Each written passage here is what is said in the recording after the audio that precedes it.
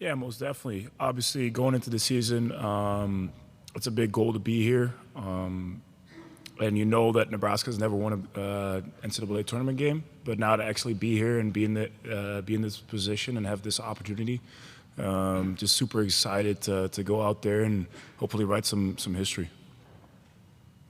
Up front. Robin Washer with HuskerOnline.com. Brice, the A&M players and Coach Buzz Williams was talking about you guys' scouting report of what they thought of you guys, and they used pretty and just talked about the offense. What have been your impressions of A&M now that you've gotten some time to look at them, and what jumps out about their strengths and weaknesses?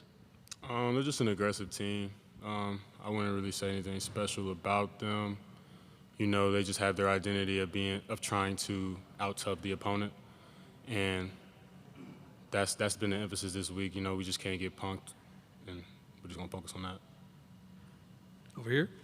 Madden Field, Action News 5 here in Memphis. For either one of you, Casey has obviously taken the college basketball world by storm over the last couple weeks. I'm not sure if either one of you buy into Japanese Steph Curry hype, but what's it like to play alongside him? And do you guys have an anecdote of something amazing he's done in practice or a game that's really stood out? We'll start with Rienk, and you guys can both take that one. It's obviously special to play with somebody that draws in this type of hype and this type of excitement around himself. He draws a lot of attention on the court, which makes it a little bit easier for us to play. I know for myself, I definitely look for him and try and feed him the ball whenever I can during the game. But it's been pretty special to have him on our team this year. Like an anecdote for. I mean, he was over the summer. He was with his national team, but one of the first practices that he was back, we were playing a little 5-on-5, and there was 3 possessions in a row. First one, he hit just a normal 3, and then like when you let him hit 1 3, he gets on fire like right away. So then he hit a step back 3, and then right the next possession, he got switched. The 5 switched out on him, and he just took him 1-on-1 and hit another step back 3, like 3 possessions in a row. And like that was the first time that I really saw what type of player he was in person. And I mean, he's been special this year. Brice? The stuff y'all see out there on the court on games, like that's definitely crazy. And like Rienk said, he's definitely like a guy who can heat up just by making one shot. But the stuff he does after practice or after shoot-arounds when he's like hitting turnaround half-court shots. Like he'll turn around, he won't look at the basket, he'll just throw it. Him and Rienk will do it every time after shoot-around. Yeah, but K-State makes him on a regular, and it's just crazy, the stuff he does off camera. The center? Joseph Meyer, Daily Nebraskan. Both of you guys transferred in for this moment. You've set this goal ahead of you at the beginning of the season, but now that you're here, how cool is it to be in this spectacle and be in March Madness and see the city and all the hype around it? It's new. It's exciting. Like you said, it's the goal that we set out to do before when we transferred here. But at the same time, we wanted to win here. We didn't want to just be here. So while we're excited, I think we're both just trying to, write history, put our names down in history with Nebraska, and then just make a run. Yeah, we're not here just for one game. Everybody will say that. If you ask the Texas A&M players, they'll also say we're not here for just one game. But obviously excited to be here, but we don't want to be here just for one day. We want to extend this journey a little bit longer. To our right. Teresa Walker with the Associated Press. How unique is it that, I mean, you've been around Tominaga, but to know that this game is being live streamed in Japan and to get that kind of reach, is it fun? Do you have some family members who, in parts of the world that may be able to watch this game because of him that otherwise would not have been able to, they'd have been checking an app trying to keep up with the game? Yeah, I don't have any family in Japan or anything, but, it's just crazy that one guy can draw so much attention. Nationally, worldwide, it just shows that the game can bring everybody together. But it's just cool. It's cool that everybody over there can see him play and support him. He's kind of a celebrity over there, I heard. So, it's all necessary. To our left. Hey, Rienk, Brice, Steve Mark with Rivals. I'm just wondering about, we talked to you guys on Sunday and we asked you, how big of an impact Fred can have. Now that you've had some preparation, some practices going into this game, he's played in the NCAA tournament, he's coached in it. Just what kind of help has Fred Fred been during this process?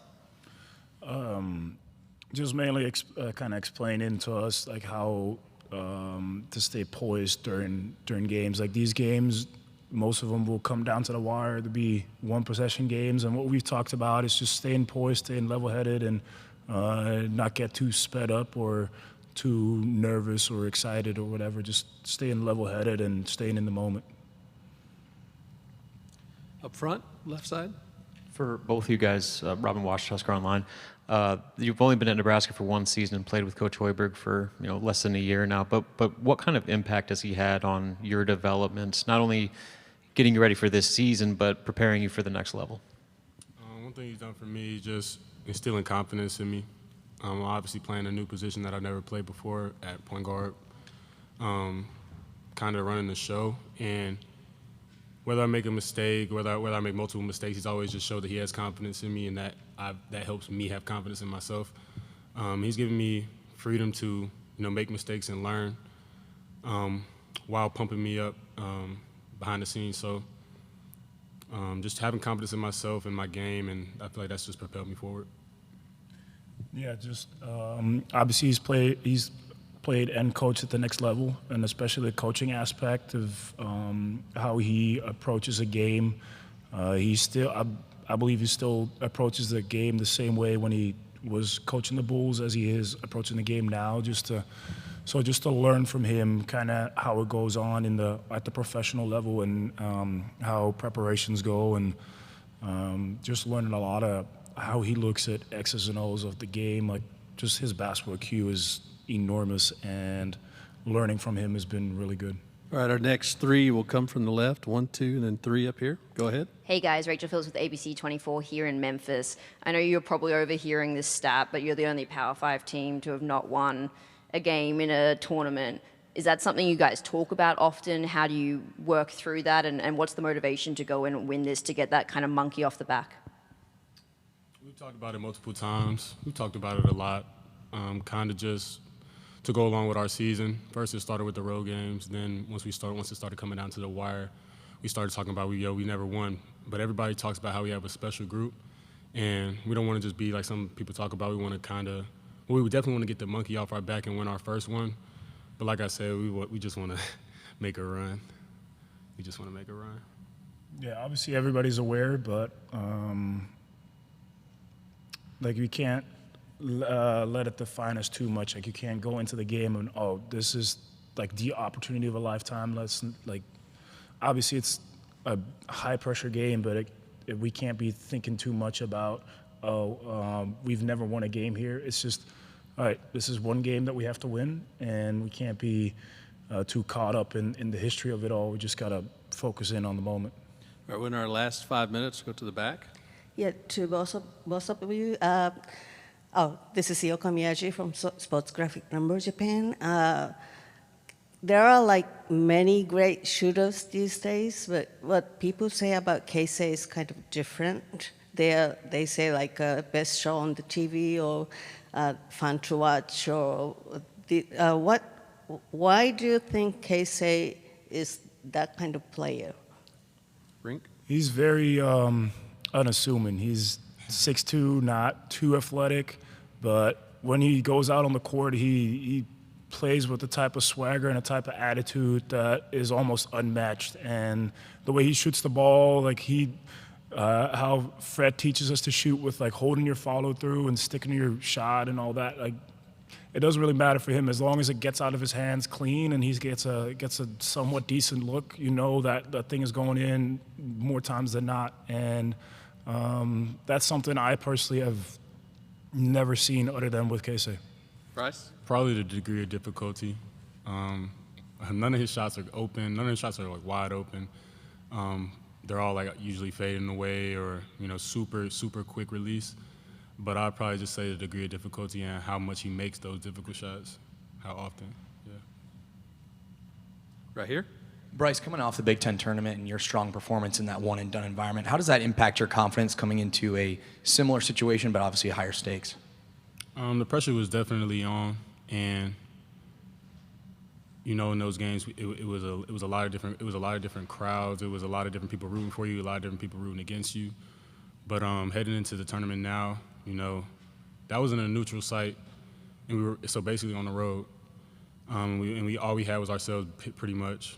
And for us to play how we did, I know we gave up the last one with Illinois, but we still played pretty good. We looked at one another and played for one another, and that was good heading into the tournament now, where everything's a neutral site again. So it was encouraging. Any other questions? Time for one more if there is. All right. Not you, guys. seeing that, we will let these student athletes get ready for practice, guys. Thank you and good luck tomorrow. Thank you.